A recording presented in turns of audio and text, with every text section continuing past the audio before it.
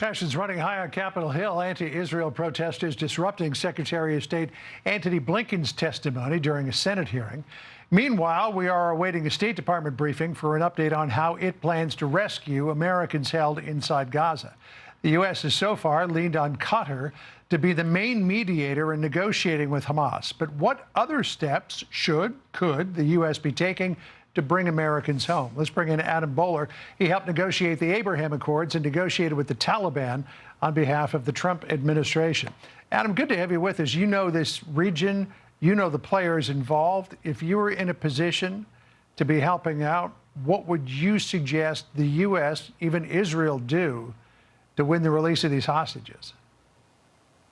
Good to see you, John. So a few things that I would say. One is Qatar can be very helpful to us here. They have in the past, and I will say, you mentioned negotiating with the Taliban. When I was negotiating with the Taliban, I was doing it in Doha, in Qatar, on our base there.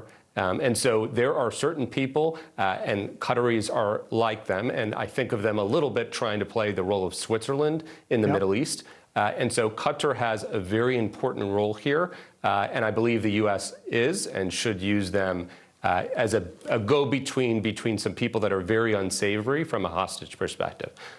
So that's one view. The second thing is the United States and Israel need to not forget that they were attacked by terrorists.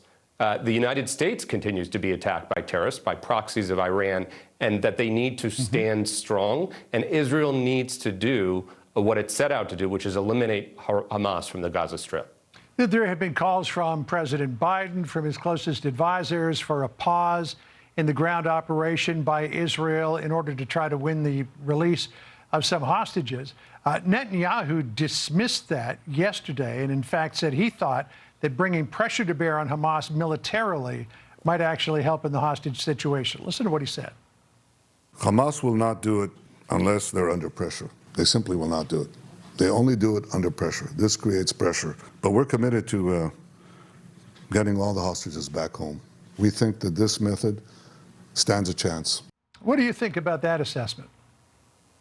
I mean, the alternative, what we're discussing, is waiting and appeasement, and think, how well did that work in 1979 when President Carter tried to do that with hostages in Iran? It doesn't work in this region. So I agree, you're going to push through strength here. It's not an easy answer.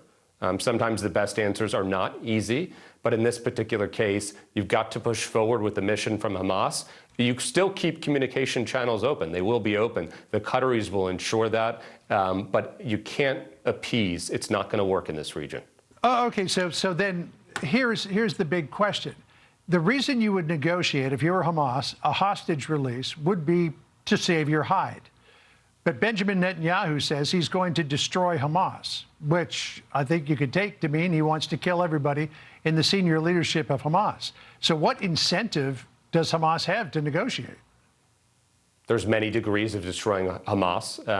I'm sure that as Israel thinks about eradicating Hamas, there's eradicating Hamas from the Gaza Strip and replacing it with a government that actually represents the Palestinians. That's one. The other one is killing every single member. And so there are degrees of gray here for sure. I'm sure Hamas knows that. But if the degree they're looking at is nothing, I guarantee there won't be that much forthcoming. If there are some degrees within here, there's always degrees of gray and shades of gray. That's what they're going to play with. So just real quick here. So you think that there's a potential scenario here where the military leader of Hamas, the Al-Qassam brigades, Mohammed Deif, could come out alive?